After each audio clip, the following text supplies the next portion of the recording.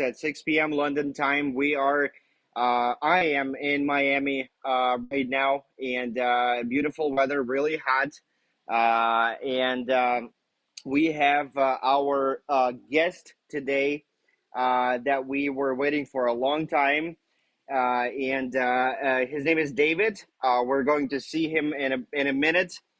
David will basically share his opinion about Web3, his vision about crypto in general, and he will also tell us what he does, what his company does, and we're just gonna basically talk and answer some questions from the audience.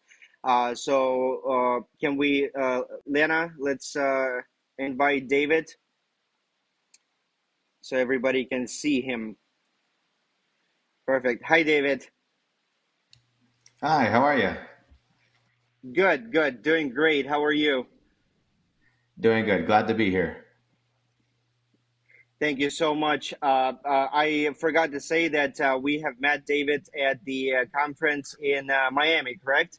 With Anne. I think Anne met you, and you guys. So when Anne was representing Grand Time and going to the conference in Miami, she has met David, and now he is on our live stream, and will be sharing his Web3 path, basically. So, David, can you tell us a little bit about yourself? How did you get into Web3?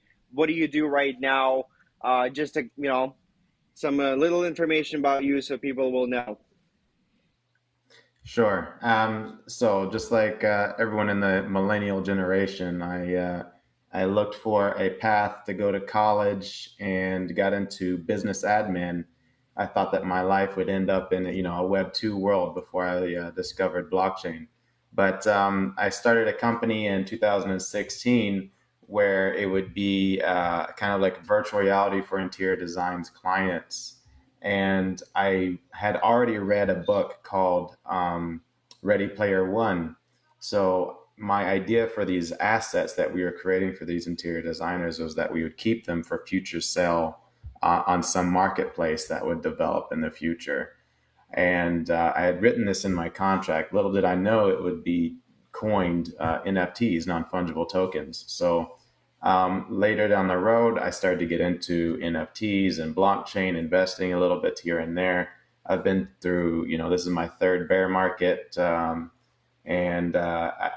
went into tech, and then I was thinking, I was doing some consulting, and I was like, why don't I just go into Web3? And one of my mentors told me a long time ago, if you want to learn something, get paid to learn. Don't go to school for it. So I snagged a quick job with PARSIQ and IQ protocol. I think that there's a lot of synergies with the way that I do business and have done business through commodity trading and things like that. And I'm very capable of creating relationships with business in a business network. So now I'm in Web3 full time, and I plan to never leave. That's awesome. I love hearing that, especially when you said that if you want to learn something, get paid for learning, not pay someone to teach you. And this is really what I believe in as well. And this is one of the things that we do in our project. We have grand time schools in our project as well, and people learn basics about crypto. We don't teach anything really difficult, I would say. Some basic stuff for people that don't know anything about Web3. What is blockchain, how to create your first wallet, what is how to it, and stuff like that. And by learning, people also get paid. And this is something that I believe in as well, and I 100% agree with you on that, because if you are paying hundreds and thousands of dollars to the university that is teaching you, and being at the age of 18, 20 years old, most likely you don't know what you want to do in life. And a lot of times people waste a lot of money and just make themselves be in debt for a very long period of time. just to do something to work somewhere just to pay off that loan, student loan or whatever. Some people get lucky and their parents pay for them, but that's, most of the time that's not the case. And yes, I totally agree with you. Uh, David, can you tell us your opinion about how big Web3 industry is and what its future maybe for the next 5 to 10 years? Just your personal opinion. Sure. I go to a lot of these conventions. Obviously, I met Anna at one of them. Um, right now, we're still very early, and I know this is such a cliche thing to hear. Everyone says it, but it's absolutely true. If you look at the trend of technologies, take the internet for example. A lot of people think that we're in the pre-Windows 1995 era where computers were super hard to use. People couldn't figure out operating systems. There was nothing like uniform for people to use, and that's what we're experiencing right now. Is like I want to get money onto Uniswap, but I only have a crypto.com account, and then I have to connect that with my bank account. A bunch of complications that's a barrier of entry for the majority of the population of the planet, right? But as we continue to develop and grow, I think that these complications and these barriers of entry will start to get diminished. And I think that Web3 is just the natural evolution of Web2. I think that right now we're very small, but with the exponential growth that a lot of these experts a lot of these experts, I won't name any, but they think that by 2030 there's going to be around 5 billion users using cryptocurrency and blockchain technologies easily. In the next 5 to 10 years, you think? Yeah, I think within the next 5 to 8 years, I think that we're gonna see the majority of people using blockchain technologies. We're already starting to see the complications with you know cash and moving of funds. It's difficult, to send money across borders. There needs to be a bunch of money in these accounts that kind of just sit there so that you can assure that there's not this, it's as close of a lossless transaction as possible. But if you've got near instant transactions that can happen, that's verifiable by the Right. block. You free up trillions and trillions of dollars in liquidity, and that money can go towards any number of projects and problems that humanity faces. Yeah, yeah, absolutely. And like you said, money transfers around the world becomes more and more difficult with years. Even before Web3, I remember because I'm originally not from US. I came from overseas myself and my whole family, and there was a point of time when I still have like grandparents over there.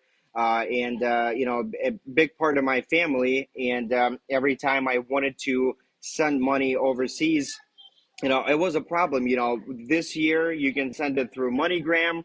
The next year, MoneyGram is not working in that country. You have to find a way. There are certain fees, big fees, small fees. I mean, it's very hard now with crypto. The only thing you need is your wallet. Just copy the link and send me your wallet link, and I'll send you the instant transaction, very very cheap or free, and in minutes or seconds. And then yeah, this it does change the world already.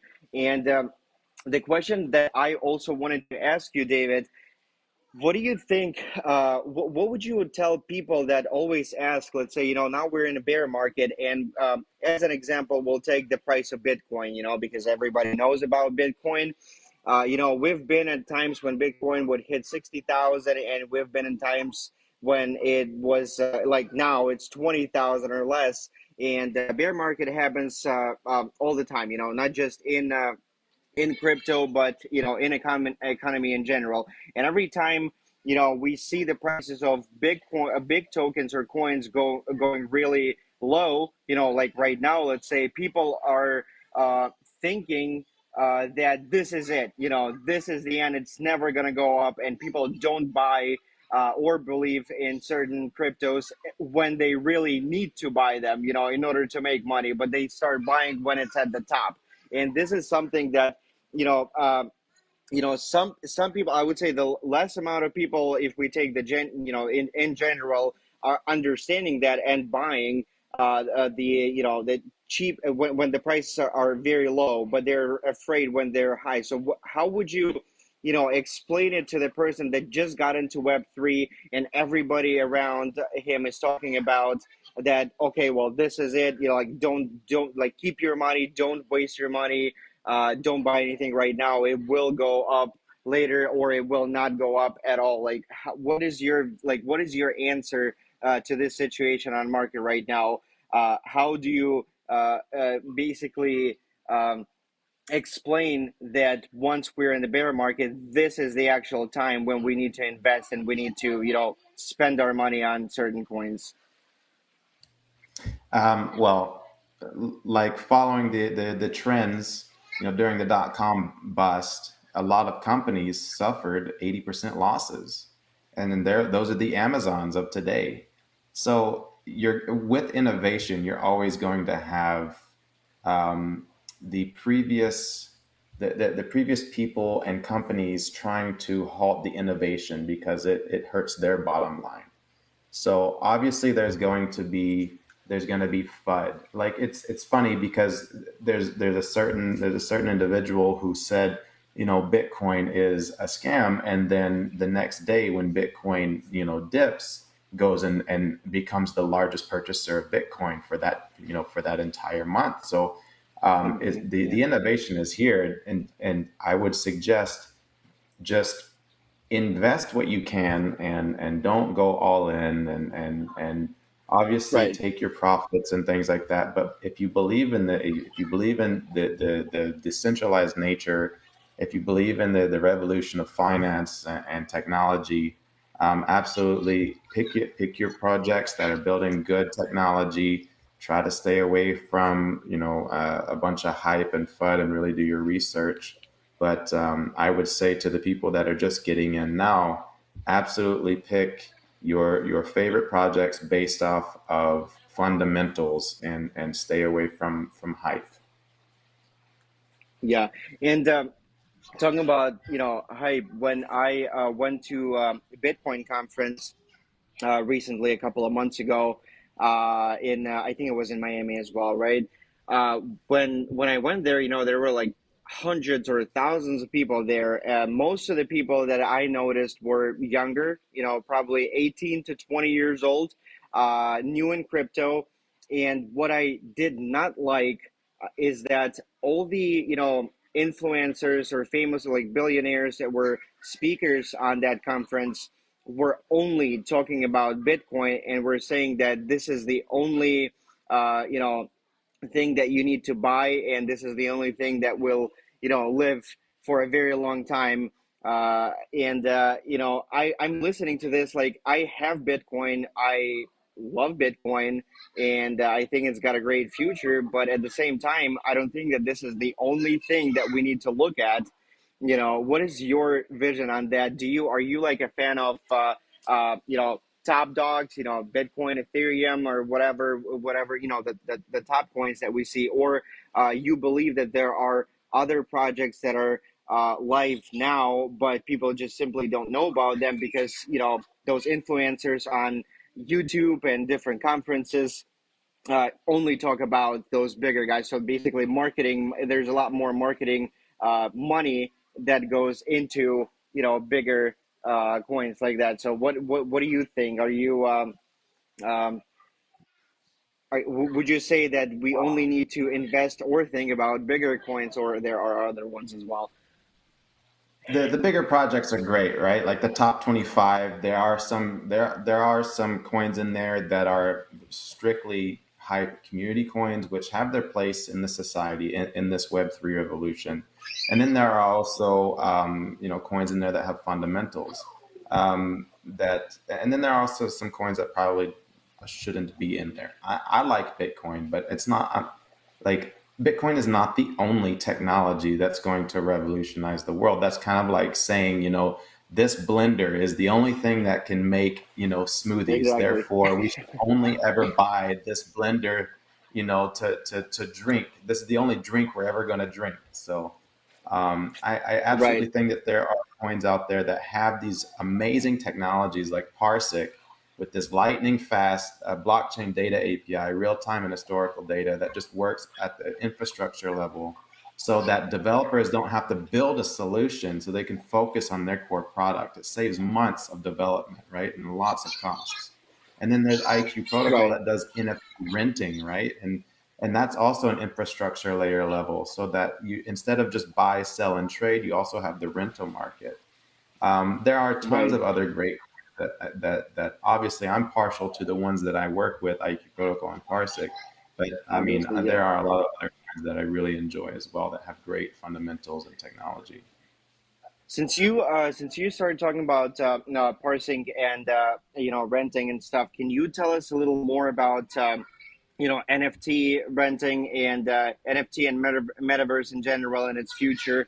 Just your vision and how you guys are helping this industry as well. That would be very interesting to hear.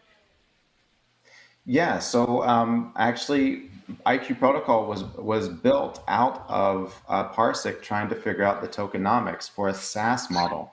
They wanted to create like a subscription-based model to their service, and they did a fungible token renting version where you could rent the tokens to pay for the access to the monitoring wizard. And then they're like, wait, we can do this for NFTs as well. And then that's also something I'd like to point out really quickly is that that was built during a bear market. So where we're at right now is probably where the best technologies are going to come from, is from all the trial and error that's happened over the last bear markets and what we're going into now. So IQ Protocol, let's get back to the point. IQ Protocol for NFT renting, I believe that renting is going to be bigger than buying, selling, and trading combined. Because if you have the best asset, you don't want to do any of those three, but you do want return on your investment, or you do want to be able to earn some sort of yield on your investment, much like if you own real estate, you want to be able to rent it out so that you can help pay for it, the mortgage or the debt for it, or even to put some extra cash in your pocket. This is huge for Bitcoin, or sorry, this is huge for blockchain gaming because a lot of games have a barrier of entry where people can't get in to play because they can't afford that initial $20, Right. $40, $400 to be able to play the game. We have models where you could rent to play, where you get the asset for free, and then as you're earning, those earnings go towards the difference of that rental fee, and then you start earning your income after you've paid that rental fee. So it opens up this play to earn mechanic for a larger portion of the world who wouldn't be able to normally afford to play these games and earn income. This is Oh, uh, and this where is amazing, and I it's really going, like. Yeah. where I Go ahead. think where I think it's going, I think that blockchain gaming, I think that blockchain gaming and the metaverse is not only going to stop at blockchain gaming, but blockchain gaming is going to be a huge driver of this metaverse where people are going to work and learn in a virtual reality, a simulated environment. I think that where it's going ultimately, I think that a lot of people will be going to school and working from home and being able to do that within a virtual reality environment or even from your screen. A lot of people don't understand that we've been using keyboards and mice and screens like monitors for decades. It's analog technology. It's like the rotary telephone. Like we don't dial by turning our telephone anymore, right? But we still use this, archaic system to interact with devices. So I think soon there's going to be a pretty cool innovation where we can interact with our devices without this analog, without the need to use your hands, and perhaps Right. even speech or whatever it could be. So I think that would be integrated into this simulated environment, whether it's virtual reality, XR, or AR. And the live stream, or hopefully our next live stream is going to be in metaverse. We're gonna see a bunch of people around us sitting and asking questions live. This is awesome. I can't wait until this all happens finally. Hopefully very soon. And I really like, and I want to thank you guys for doing what you're doing, because giving an opportunity for people that simply don't have certain finances to do something and to earn more, and you're providing that, because I believe that there are so many great minds that we just don't know about because they're stuck in the previous era, and they don't have the access. The people are living from check to check, from rent to rent, and they simply, it's hard to believe, but there are a lot of people that cannot afford to pay $20-$40 to enter a game, but this game is able to change their life, and you guys are making that bridge to give them this opportunity. I think this is amazing, and there is a big future from what I hear from you in your project, and I'm going to go a little more deep, and learn about you guys a little more after the live stream, and we'll be in contact with you on that as well. And this is something that we kind of do as well in a different way. We already brought 28,000 users into Web3 industry that didn't know anything about crypto, like nothing. People that come into our project, they start learning from basics. They don't hold any crypto. They never bought anything. They never traded. They didn't even know what blockchain is. And this is our goal, to bring more and more users into Web3. And we don't really, I mean, obviously any project focuses on money, but I think in your case and in our case it's kind of similar. Yes, we do focus on money, but mostly in order to be able to have our IT teams, in order to be able to provide that product to people that will be using crypto and will be growing the community and improving the industry. So yes, absolutely. I really like what I hear. Thank you so much. Uh, Yeah, and you not also a you problem. yeah. It's a great chance to be able to speak with you, and I love doing these kinds of interviews where I'm able to talk to people, being able to get into the space, and it's awesome that you guys are actually able to get nearly 30,000 people into this space. Thank you for that.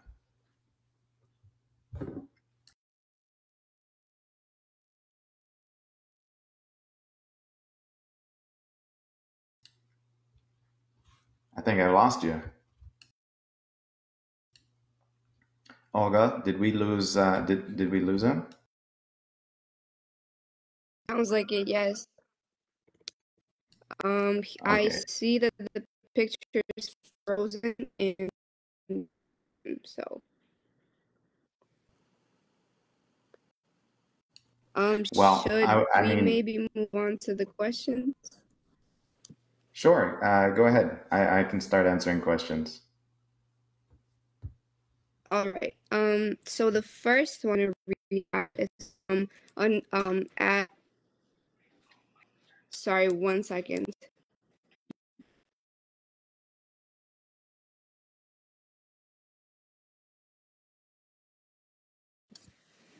Hello. Sorry, something happened with my connection here. I apologize, but can you hear me, guys? Yes, we can hear you. Okay, perfect. The picture is going to be weird. I don't mind looking stupid here. That's okay. You look very happy. But yes, and I am. So, David, I think we should answer a couple of questions from the from the audience. And if you don't mind, we're just gonna announce one or two questions, and you will have your answer to it. So Olga will announce the first one if you don't mind. Absolutely. One we got is from at Oksana Pipenko, and it says, I got acquainted with your project. However, I would like to know what is its uniqueness and what innovative ideas underlie it. So the uniqueness of IQ Protocol is that whenever you want to rent your NFT, you don't lose the custody of it. A lot of our competitors will have a custody of your NFT while it's being rented out. So the NFT actually stays in your wallet, and then a smart contract mints wrapped expirable versions of that NFT with the same utility if the project that you're renting with accepts those versions. So that's the uniqueness of it. It's riskless. You keep ownership of your NFT. All right. Thank you for that answer. So the next question we have is from at Bora under Nicoleja81, and it states, who do you think can benefit from blockchain education in the future?